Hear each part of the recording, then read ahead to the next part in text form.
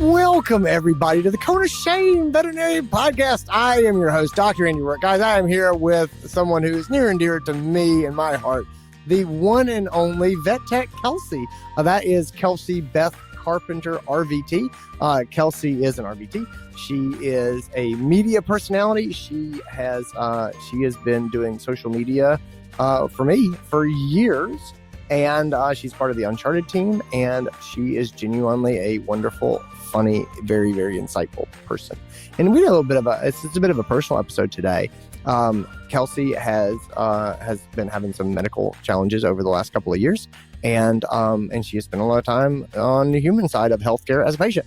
And we were talking, and we sort of laid this out in the episode as we get started, but what are the things that are in human medicine that are good, that we might like to see more of in vet medicine? And what are the things that we have learned in human medicine that we do not want to see in vet medicine? Or what insights can we gain from being a patient of human healthcare that will help us do a better job of taking care of pets and pet owners? And that's what we talk about this episode. It's really a kind of a sprawling episode, but it's all on that theme and topic. It's really interesting. Kelsey is just such a wonderful person, and she's just really insightful, and she's obviously thought a lot about this. And so anyway, this is a really neat way to think about practice and how practice works, and just to kind of check and say, where am I stacking up here? Am I doing the things that turn people off, or am I doing the things that are going to make our visits positive experiences? So anyway, guys, check it out. Let's get into this episode. This is your show. We're glad you're here. We want to help you in your veterinary career. Welcome to the Cone of Shame with Dr. Andy Roark. Welcome to the podcast, Kelsey Beth Carpenter. How are you? I'm pretty darn good. How are you doing, Dr. Andy Roark? People are having a deja vu. They're like, I've heard that voice before. Yeah, she sang the theme song that you just listened to right before you got to this point in the podcast. But yes, Kelsey Carpenter, you are an RVT. You are a media personality. You're best known for singing a song called "My Dog Ate Weed," I think. You are the social media manager for Dr. DrAndyRoark. Who's that? I know. You have, if people don't know, it's kind of on you. Like you're a part of this too. So if they have no idea who I am, like, I'm not the only one responsible for that. You are here with me. Most of the time, if it's a good thing, you were responsible. If it's a bad thing, it's typically me. It's totally. But that's part of a social media manager's job, is like, I need someone to throw under the bus when I drink too much and decide to go on social media and say inappropriate things. Which happens frequently. All the time. I think I was just really a strategic hire. It was sort of like, who's going to make me look really good on this team? And it's like Kelsey, because like when Andy can't find something, he can't find a document in the Google Drive. It's okay because Kelsey can't find the Google Drive, So it's like, it's sort of, I'm just a strategic hire. I think every company should have one. It's your job title is foil. That's it. That's not true. You are a very strategic hire because you are magnificent and lovely and wonderful and creative and super funny and super fun. And since I started doing social media 15 years ago, you have always got the positivity and the energy that, I think is so important to kind of put out into the world, and kind of what we always wanted to do. And you just radiate that as well. And I feel blessed every day that you show up to work. So that's one of the many joys of my life. So thank you for being that person. Thank you, Andy. I feel the same way. And now also I have it on audio recording. I could play it back to myself. Also, next time you fire me on a team meeting, I can go ahead and play that for everyone. Remember, you did like me at one point. Yeah, that happens a lot as well. That often happens. Yeah. So we were talking, and we were sort of talking with the rest of the team recently, and you brought up an idea for a podcast, and then you were immediately voluntold to do the podcast, and here you are. So let's go ahead. How do you want to open this up? How do you want to open this up? Well, I think I was listening to one of your episodes recently, and now I'm blanking on which one it was. And you guys were talking about how to make clients feel heard in an exam room. And as I was listening to it, I was thinking back on all of the doctor's appointments I've been through, because I've gone through like a major medical experience over the past few years. And all of the things that have made me feel heard, and all of the things that I would, ultimately, I've seen so many doctors lately. And I think every time I go to a doctor's visit, I think, here's what I would do differently if I get back into the clinic one day. Here's what I would change about how I talk to clients, or how I put someone in a room, or how I discharge people, just because of what I've now experienced being a patient myself. So many times. Well, I thought that was great, because my wife has gone through a major medical event in the last year, and I had the similar experiences of things that I've watched how they impact her, and then I've been along in a lot of these appointments and things as well. And I thought this would be really fun, just to go through and break down what we've seen in human medicine that was good, that we would like to port over, and then things in human medicine that are not good, that we definitely don't want to point over. And so I think that's fun. It's not the intention of this is not to throw shade on human medicine, of course, but I do think that I think we're crushing them. I think there's so many good things about vet medicine. Not to throw shade. We are superior. But yeah, I don't want them to feel bad about that, but let's just call a spade a spade. It's a lot of really good things in vet medicine that got lost in human medicine, and I think that that's worth calling out. So yeah, let's go. How do you want to start?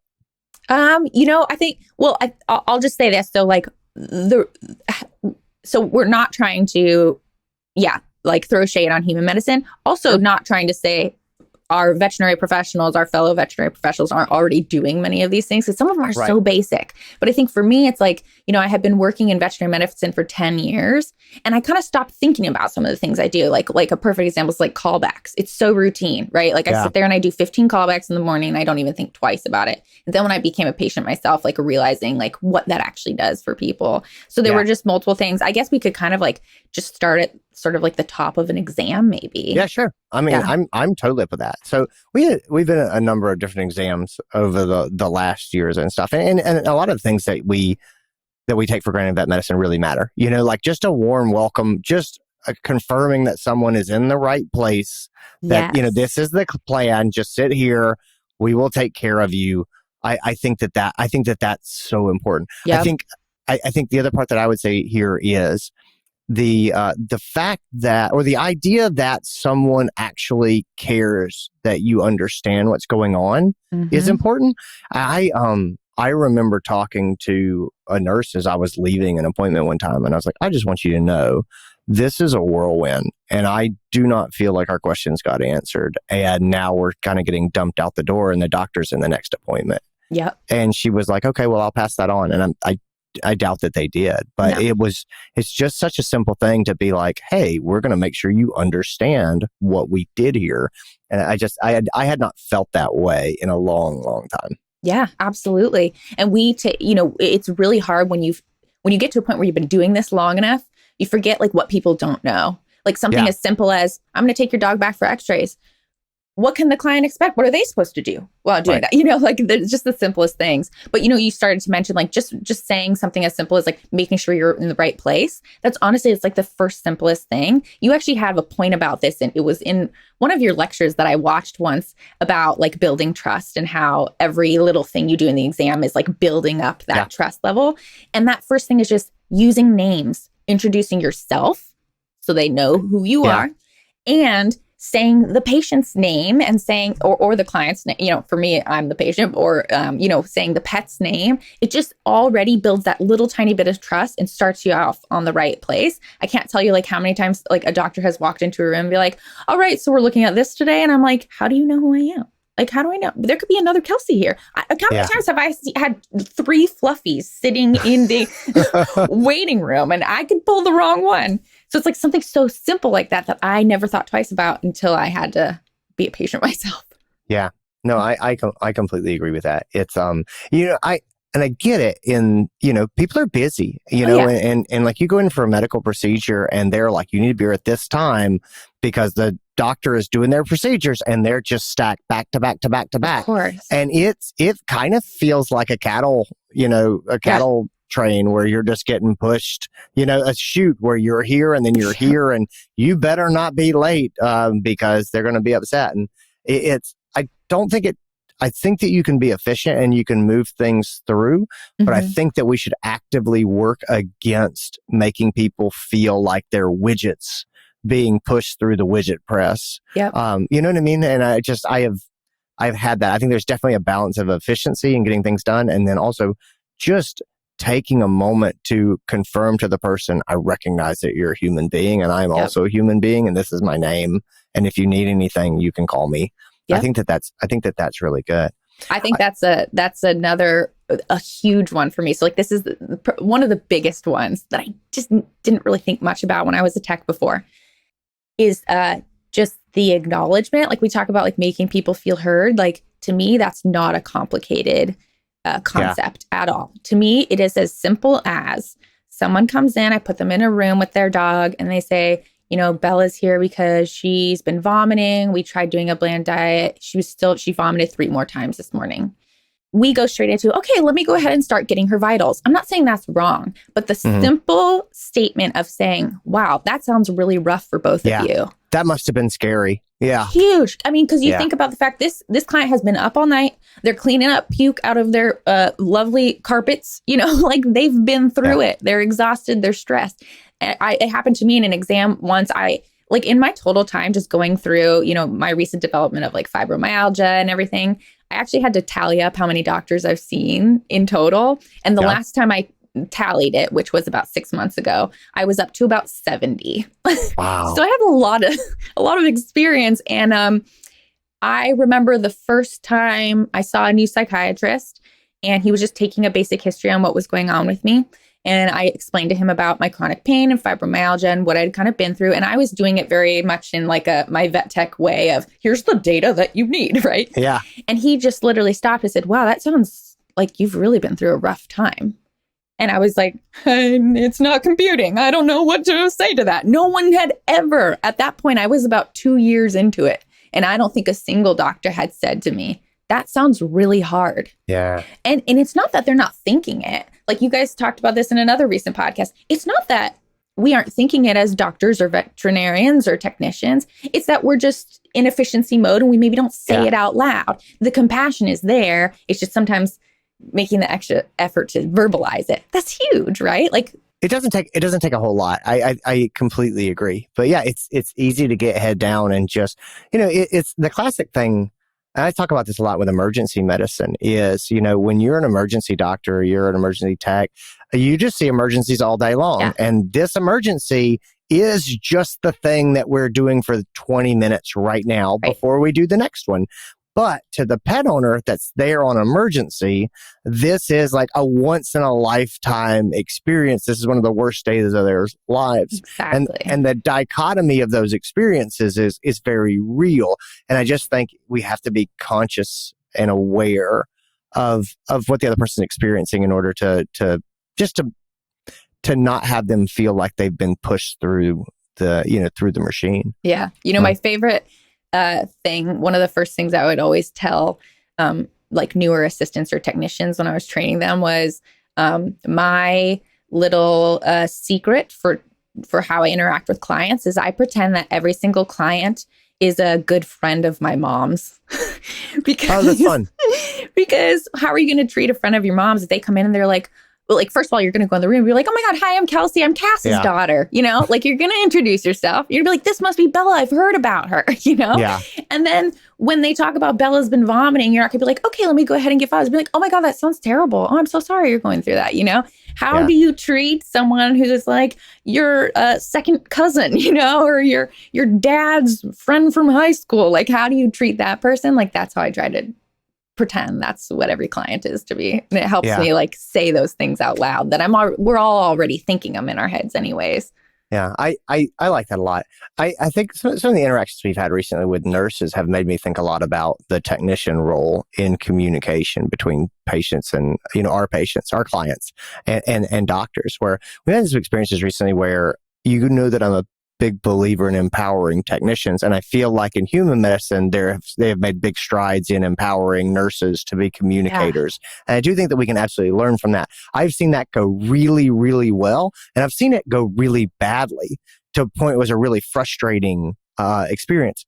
And the difference for me in the experiences that we sort of had is when the nurse is the point of communication and they feel like an advocate or someone who is trying to help you, that is different from the nurse as the gatekeeper who says, I'm not going to, nope, I'm telling you what the answer is, and I'm not going to take your question or answer, go to the doctor. So for example, my wife was talking to the doctor about something, and I'm sure she wouldn't mind me saying, but it was, so she's very active. She works out, she exercises, and so she has a procedure. She wants to know how long is it until I can be back doing the things that I want to do. And she's pretty aggressive. Let's just be honest. It's not she's just active. She's a badass. She's a verifiable badass. Let's say it as it is. She's over the top badass. Yeah, that's true. But anyway, so she's like, hey, look, I am taking badass time off here, and I would like to get back to my badass self. Exactly.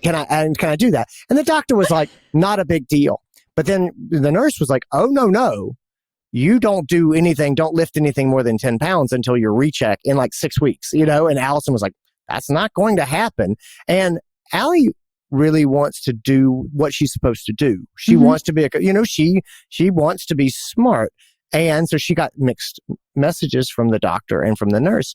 And the nurse did not seem to take her seriously and wasn't willing to go back to the doctor and say, tell me what you were thinking here. She was like, no, these are the rules. And it very quickly became this adversarial feeling that I have not had in other instances. And I go, wow, this is how leveraging your support staff for communication kind of goes off the rails. And then it became, I don't want to talk to the nurse. I want to go around her because I don't feel like they're on the same page. And that was an interesting part to me of how you leverage and utilize your techs.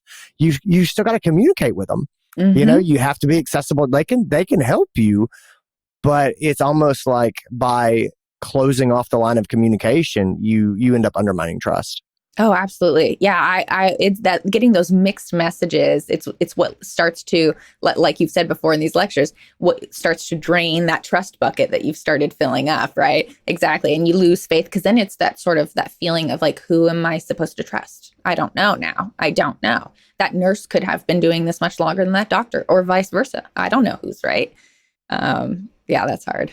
Talk to me a little bit about continuity of care. You said you've seen like 70 doctors. How? So I can guess what maybe that experience is like, but I could be completely wrong. So talk to me about your feeling of consistency and continuity when this has been your experience. The continuity is nice if you can do it. It can't always happen, but I think there's ways that lack of continuity can still be done successfully, if that makes sense. So, for example, I'll give this example. My mom and I both, we go to the same medical center, and it's kind of like a tight knit thing. And so my mother and I both have the same primary care physician. We share doctors. We also have the same physical medicine and rehabilitation doctor as well. And so one of do you carpool? Like I wish. We're not that cool yet. I just realized we also do have the same physical therapist. We did once have our physical therapy appointments back to back, and that was weird. It's all really becoming a family affair, and I don't know whether I'm enjoying that or having questions about it.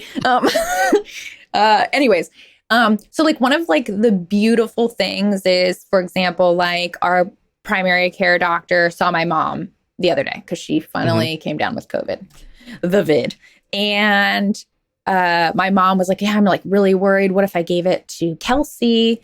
And immediately the doctor knew who she was talking about and was able to like reference things that she would have only known. But she made these notes to herself, right? Like we all have places we can make notes. And it's the continuity of like having seen her numerous times and her taking the time to remember who's connected to who or what's going on here. The last time I saw her, she was like, how is it going with this supplement? That kind of continuity is like so valuable. Yeah. But meanwhile, I think there's like there's a way that it can be done successfully where you don't always have to be there. So one thing that I think is very important is creating a plan. And I think it's one thing that I could many of us, I think, could improve on in any field. And I'm going to tie this together. I promise. We're going to go on a journey, and then we're going to come back. We're going to go on a little island, and then we're going to float on back to the mainland. Okay. So I think one of the most important parts is to create a plan with your patient or your client, right? And say, okay, this is what we've decided to do today. If this does not work, here are some other things that we might consider going forward, right? And that doesn't always happen. And sometimes it's just, all right, we're going to prescribe you this medication. And it leaves people like myself, I've often felt sort of abandoned. Like it almost feels like the doctor's saying, all right, I've given you this medication and I'm done with you. And I kind of feel like, okay, well, if this doesn't work, I don't know what to expect, And many of us have brains that we like to plan ahead. Okay, if this doesn't work, how long do I wait to see if this doesn't work? That kind of thing. So you create this plan, and it doesn't have to be detailed. It doesn't have to say what dosages you're going to give some other antibiotic. It just, we're going to try this or this. And then the beautiful thing about that is it helps your team. So now if I have to go back in through urgent care because whatever my primary care physician didn't work, there are now really clear notes in my primary care physician's record about what we discussed or the next plan. Or is the next thing we're going to try. And so now this urgent care doctor is going to say, it looks like you guys talked about trying this as the next thing. What do you want to go in that route? And now I feel like there is still continuity, even though I'm not seeing the first doctor that I saw. And I feel like I haven't been abandoned. I feel safe seeing another doctor that I've maybe never seen before because my first doctor took the time to say, I'm not leaving you with this. I'm going to say, here's this, and here's what we're going to do if it doesn't work, Yeah. And so that's important, I think. I love that. So I can rant about medical records in vet medicine with the best of them. And so I definitely have my own position in soapbox. The very, very short version is we should think about what the purpose of a medical record is. Right. And because people write books, and I don't think that people get trained very well in what's required and what's not. And the point of the medical record is to document what happened and why it happened, meaning how was the decision reached? Exactly. Why did we not do this or why did we do this? But how was the decision reached? And the last part is, what is the plan going forward? Mm-hmm. And that last part is mission critical for being able to pass cases between doctors at your practice. Mm-hmm. And it's just the number of medical records I see that doctors don't jot down, even the most basic, hey, if this doesn't work, we're going to recheck blood work and consider, trying a different medication. Like that gives the client some idea of what will happen next. If something goes bad or they just don't get resolution, they've already said, okay, we're going to go do this blood work. There is a plan. They know what they're doing. And I've had the exact same experience that you have had in medicine of, getting a plan. And they're like, no, you're just doing this now. And I'm like, well, for how long? And they're like, I don't know. For forever? We'll see. And so that's not at all. That's not at all uncommon. And again, my guess would be that there's some liability fear in human medicine where they're like, I don't want to take you off of medicine. I just stay on it forever. And again, I'm telling myself stories too, but I think sometimes in human medicine, they're like, I'm going to put you on this medicine. And at some point you're going to get tired and decide it doesn't work and you're just going to stop. And I'm not going to have to tell you. But then if it ever becomes an issue, you're the one who decided to stop it, not me. And so I don't know about that, but I think the idea of having a plan and communicating a plan, I think that's absolute. I think it's absolutely true. Yeah. You don't have to have a master plan either. No, exactly. You just don't want to feel like you've been pushed off into the ocean in your little dinghy. And it's like, well, maybe we'll bump into each other again. Something more than that. Yeah. Well, and ultimately, like we're saying, this doesn't have to be some extensive conversation. It's, we've chosen to do this today. I want to hear from you in 2 weeks. And if it's not working, we can consider some recheck blood work. And there's another medication that we could try as well. That's as simple as it needs to be. And that one sentence saves numerous people so much time. If that first medication doesn't work, if it ends up with another doctor, it saves that doctor time. It saves the client time or the patient time because they kind of can know what's going to happen. If you end up seeing the same patient again because it's not working in 2 weeks, saves you time. You don't have to go through the whole conversation of options again. You've already set out your plan. So even though it sounds like I'm saying do all these extra things, I think ultimately it's actually a time saver for everyone. Yeah. The patient portal experience in medicine is I'm a big fan. Yeah. Like I that is something I would actually like to see in vet medicine. Oh, I'm yeah. confident we could do it in a way that does not generate a ton of extra work for us, but just the ability to have your own little thing and you go and you log in and you can pull up your blood work from the past and you can look at radiographs or you can do whatever, or you have the ability to send messages to the doctor. And it's like, I totally get people being like, I don't want clients to have immediate access to me. Look, they're getting access to you anyway. They're calling, they're being put on hold. You're going to talk to pet owners.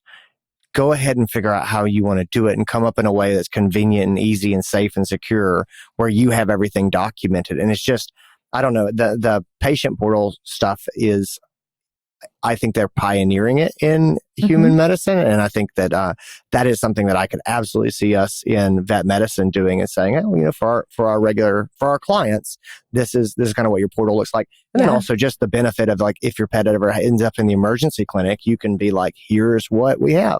And I know we already have services like that. We have a number of sort of record sharing services that that work great. Like Vitus Vet is the one that was popping into my head. And I know there's others as well. But getting to the point where that's expected, I think that's something that's coming. Yeah. The value of seeing things as well. Like it's, at least in the practices I've worked in, it's very rare that a doctor will go over x-rays with a client without showing them the x-rays. So they can point out, right, this is what we're looking at. And there's incredible value in that because you see, that's my pet up there. This is what was actually done. This is what I'm paying for. This is what my doctor's seeing. And this was what it means. Like that visual representation is so important. And I think sometimes that's part of what's missing in some of our client education. They don't have access to their blood work. We go in and say the BUN and creatinine is elevated. And so we're worried about the kidneys.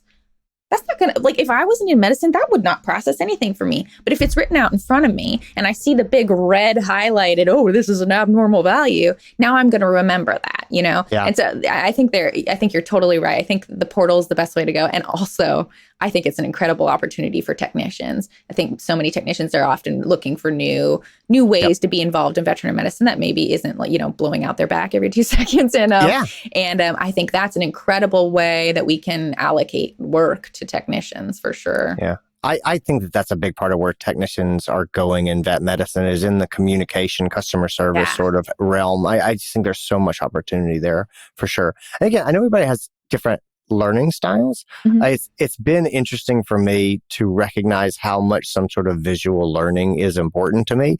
The doctors that I've been most impressed with have been the ones who have visual aids.